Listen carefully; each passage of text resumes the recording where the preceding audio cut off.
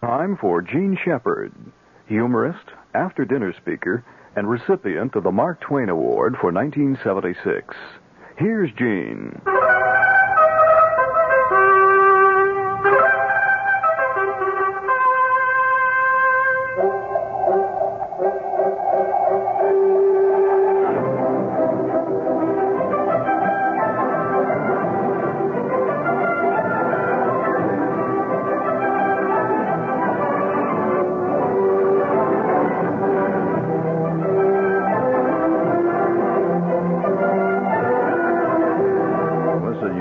To a guy who one time got 2 free lessons at the International School of Correspondence Taxidermy. Yeah, you know, all you had to do was send in a postcard. I also got a free lesson on how to repair super hats from the National Radio Institute. I used to send for free lessons, you know. So I have 1 lesson in almost anything you care to name. Yes, even I took a lesson once in automobile repairs. And the first lesson that came free was brake alignment. And, yeah, well, you know how you line up the brakes. You realize, of course, that brakes tend to pull unevenly. And so that's the only thing I can really fix on a car now. I know about that. And I'm very good at... Oh, yes, the first lesson, by the way, of the taxidermy school, it outlined how you catch a squirrel. At that point, then, it got a little rough. Because, well, no, taxidermy is an art that is not for the squeamish. And I rapidly discovered that I wasn't squeamish, but my mother was. So, you know, I think many of us are definitely formed in our education by people that we had the misfortune to grow up with. Oh, yes, many a person, like this friend of mine, he had a secret desire all the time from the time he was about 2 to be an airline pilot. But he grew up with a mother and a father who were not only afraid of flying, they were even afraid of walking. In fact, they were the kind of people who should have been sealed in a cocoon and they kept there, you know, with suitable food and stuff piped in. And so he just never got to be an airline pilot. They wouldn't even let him get near airplanes. And so today he sits in the corner of his office and broods a lot, and he builds model airplanes. So, you know, I just wonder how many people have been forever doomed to orthodontistry when they secretly wanted to run a bulldozer. I can see the fellow, what, a bulldozer? That's ridiculous. And the next thing you know, he's spending the rest of his life putting wires in people's teeth, which is not essentially exciting work.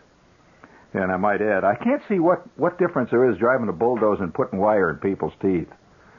I mean, but you know, I suppose one is a calling and the other is you know, you get into that.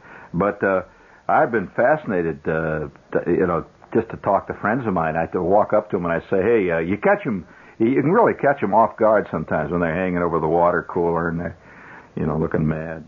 And real quick, you come up to him and say, hey, what would you rather be? See, he'll able to blurt it out. You know, pickpocket. Oh, no way.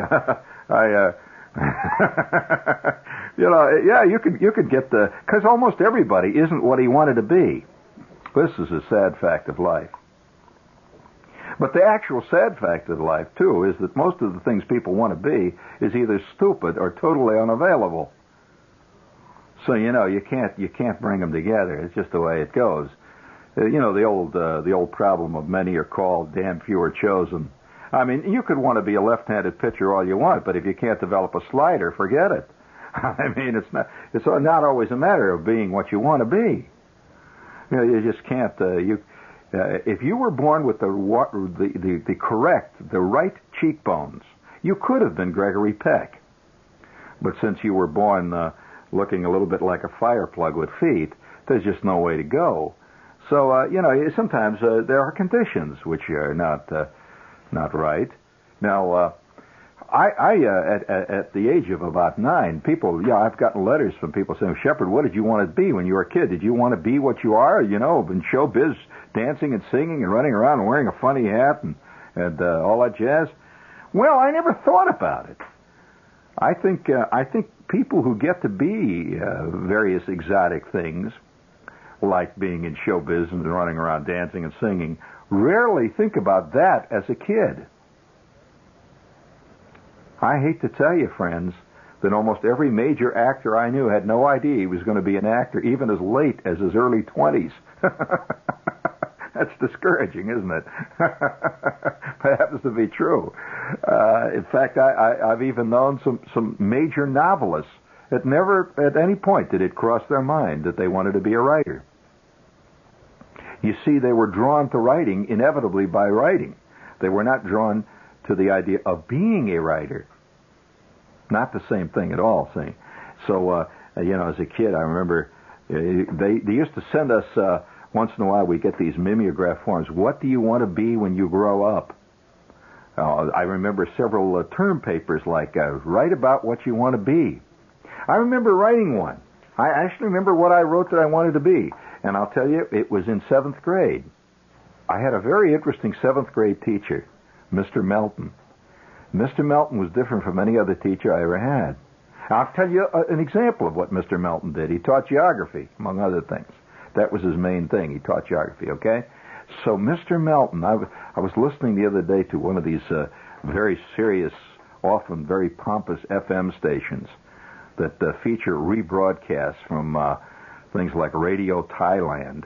And they're always rebroadcasting speeches by Nobel Prize winners at dinners being given at places like Manchester, England. And this guy was talking away there, and it was, he was talking about a subject which I remember Mr. Melton talking about. I suspect there was a time, and it wasn't that long ago, when schools really taught stuff. And no, I'm always surprised at something that I know very well that I learned in school. I didn't know that other people didn't learn this and still haven't. And what was he talking about? Well, he was talking about a famous European philosopher, famous only to those who know his name. He had a theory. And I remember the day that Mr. Melton told us about it. And here I am sitting in 7th grade, and Mr. Melton, who played the flute. Yes, he did. He played the flute, and he was in fact, he had been a member of the Chicago Symphony. He was good. But flutists, or flautists, if you prefer that, do not earn a great deal of money, apparently. And so he was teaching school now. However, he used to occasionally entertain the PTA by playing his flute. And he did not like to do this, but he was constantly being drafted by the PTA to play things like The Flight of the Bumblebee, which he hated unbelievably. But that's the taste of the PTA runs to The Flight of the Bumblebee, Lawrence Welk, and that sort of jazz. So what he really wanted to do, he wanted to play the flute part from Mozart's flute, the cello, and via da gamba quintet. But they didn't buy that at the PTA. So he always had to play that. And he also play The Flight of the Bumblebee, and the principal would get up there and time him to see if he could make it under a minute. And if he made it under a minute, they really went ape. So, nevertheless, that was the general level of Indiana culture at the period. So one day, though, however, I later, and the more I sit around here, the more I realize that we were getting a fantastic education at the Warren G. Harding School. An example. Mr. Melton one day got up and he says, geography, right? You study geography in 7th grade. And most people know not a damn thing about geography. And they think geography really is to study maps. Well, Mr. Melton was different. And he's up there at the board and he is telling us about this philosopher. Now, most people in 7th grade tend to think a philosopher is somebody like the editor of Mad, or a philosopher is one of the sad things I saw the other day, when you talk about the state of our education, did you see this Miss Miss USA or Miss Teenage or one of those things? They're all up there saying there's this guy that does daytime quiz shows, and he's interviewing the final 5 girls, see, and he asks each one, who is the most well, the most influential woman in the world as far as they're concerned, right? And so, it's very predictable. The first one says, well, I believe that Madame Curie was, she probably didn't know what the hell Madame Curie did, but she learned that thing. But the second one from the end, who was a great-looking blonde, she says, well, the most famous and I think the most influential woman, and the one I admire the most, is Anita Bryant. And I said, Anita Bryant? Well, boy, that was a foul tip that took somebody's ear off in the stands, And I thought, Anita Bryant, was the most famous man, the greatest man in the world today is Elvis Presley. So I figure, well, that's typical pop culture. But when I think of Mr. Melton, I boggle. Because here I am, I'm listening to this lecture that this guy is giving on this elegant FM station. And I said to myself, I'll bet not one out of 75 people listening to this know what this guy wrote, this philosopher that he keeps discussing, always under the impression that obviously all of his listeners knew who he was. How many of you are familiar with the works of Malthus? You are? You better be careful.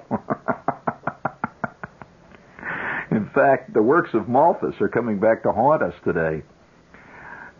Malthus, and you hear how I got this in 7th grade, you see, and he's up there, and he gave us a whole week on the Malthusian theory and the Malthusian propositions. And, I just assume that everybody else studies that kind of stuff, saying I'm writing all this stuff down. And I remember writing this paper about Malthus. Now, you must understand that was not easy to teach in a place where, for miles around the town, nothing but cornfields and cantaloupes grew in great profusion. And, to come up and tell you that one day there's going to be unbelievable starvation. So he's telling us all about this. And I remember going home, see, and I'm sitting at the kitchen table, and it's supper time, and the old man is sitting there reading the sport page, and the meatloaf is out on the table, and my father, he always used to say things like, how'd it go in school today? Now, you undoubtedly got that many times in your life, see? How's it going in school today? Well, usually a kid either says, okay, or he says, or he says, not so good. Or he just sits there and glowers. You have that choice, see? Well, now, from time to time, I used to actually answer him. Like, he'd say, how'd it go in school today? And he says, pretty good. We were studying the works of Malthus. The old man put his paper down. He says, you're studying what? Well, the Malthusian theory.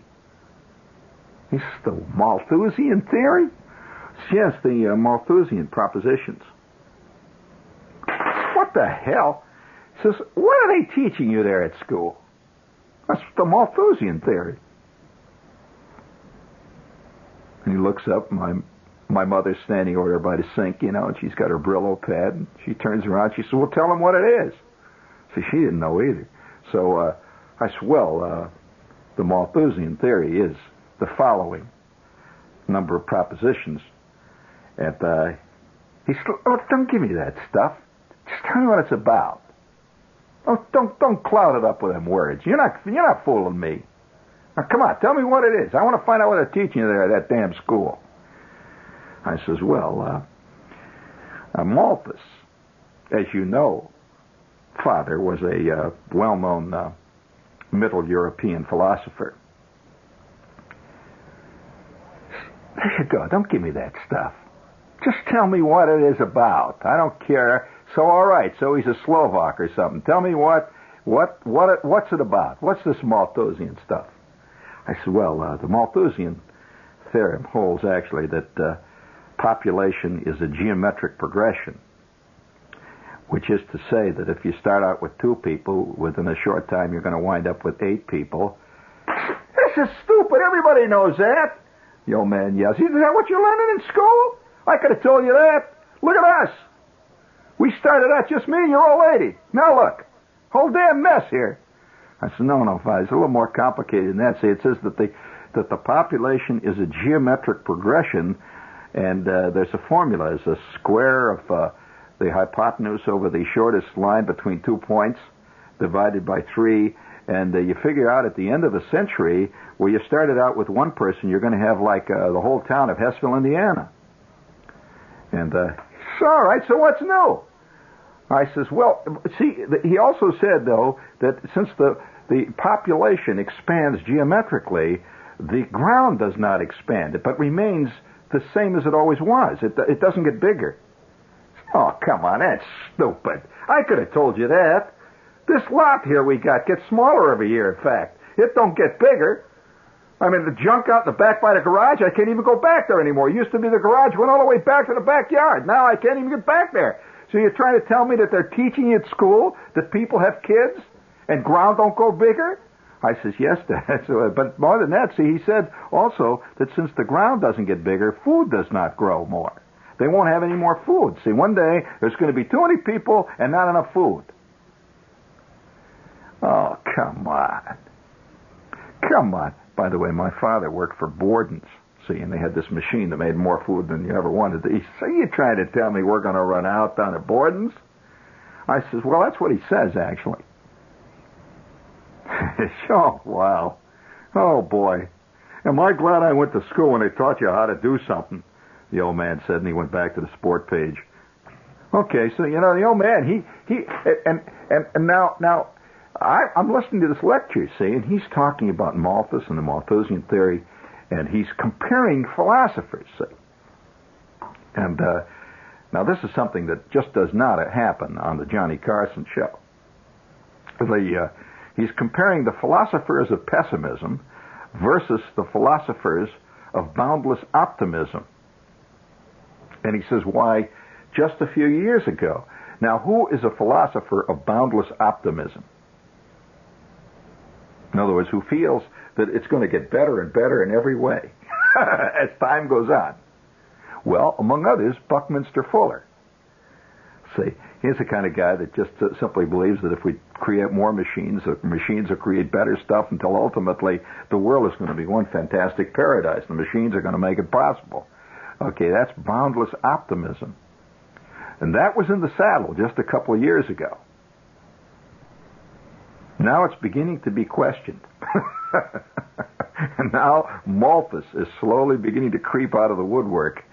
And if you don't think he's creeping out of the woodwork, if you notice the food prices recently, that's part of Malthus. Okay. Now, yes, it is. Now, furthermore,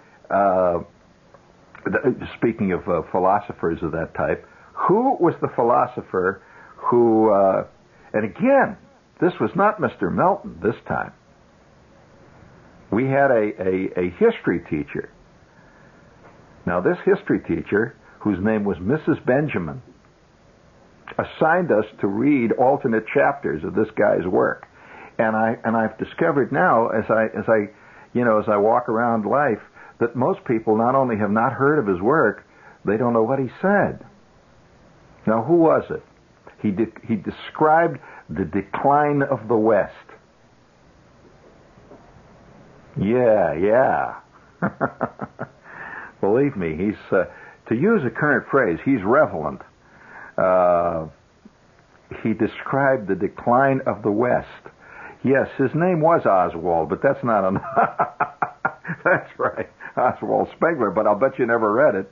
Well, you did, and it's hard to remember his name, yeah. But what we did was we would read alternate chapters, and of course that confused the hell of us because all of us, because we always assumed the West was referring to the west side of Chicago, and when he was talking about, and we can understand the decline of the West because that's where the Chicago White Sox park was, and they were sure as hell in decline, and so when you're reading about the decline of the West and you're in 8th grade, that's heady stuff. Especially when I realize today most people are taking courses in Life Experience 1, and how to walk. I suspect there'll be something called how to sit down.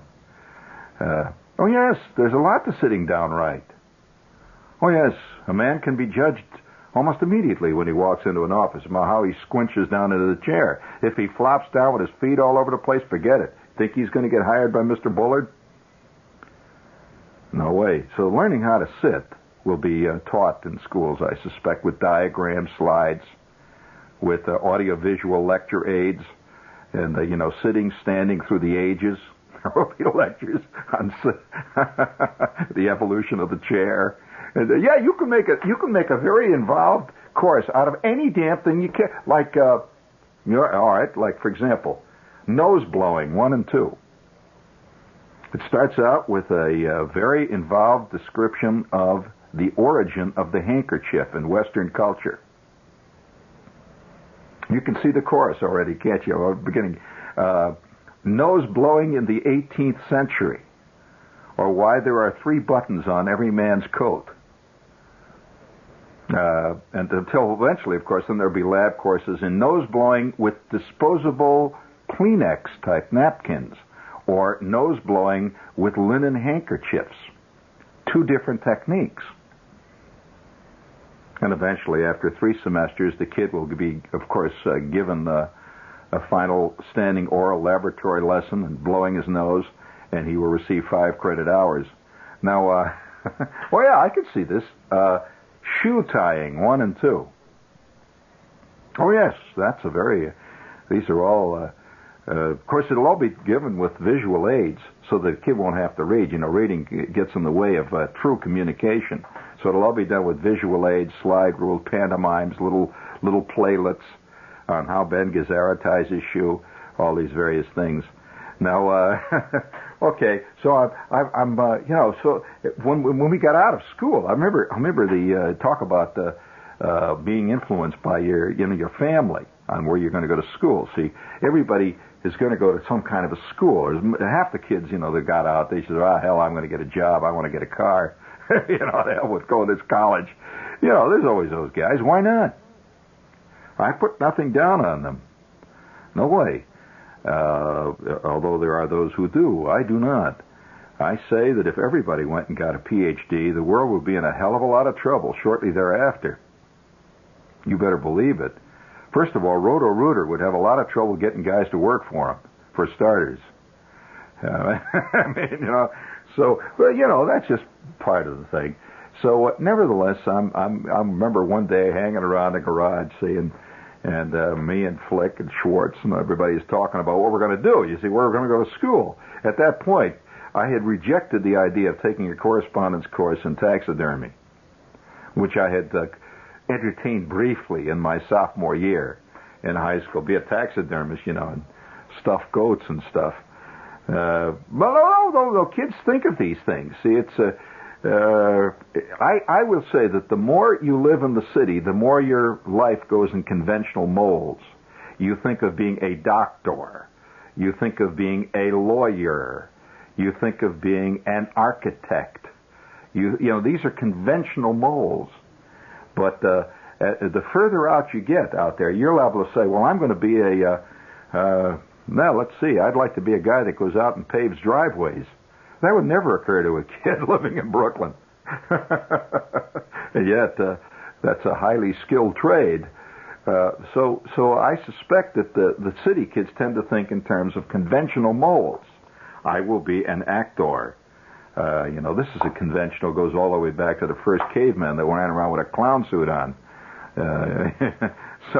But it takes a lot of imagination to say, I will be the best damned cockroach exterminator in Sewanee County, the cockroach king of the state of Omaha. Now that takes guts. So, and imagination. So we're sitting around out back of the garage one day and discussing who's going to go where, and Flick had entertained briefly the idea of going to Ball State. So I'm going to go to Ball State. Well, Ball State it's a school out in the Midwest. You don't know about this, see, but they never heard of Princeton either. So it's 6 and 1/2 dozen the other. It's a very good school, by the way. He said, I want to go to Ball State. And Schwartz says, why? He says, well, I want to be a teacher. This brought gales of obscene laughter. Flick being a teacher was incredibly grotesque. I mean, it's like Woody Allen wants to be a third baseman for the Dodgers. There's no way.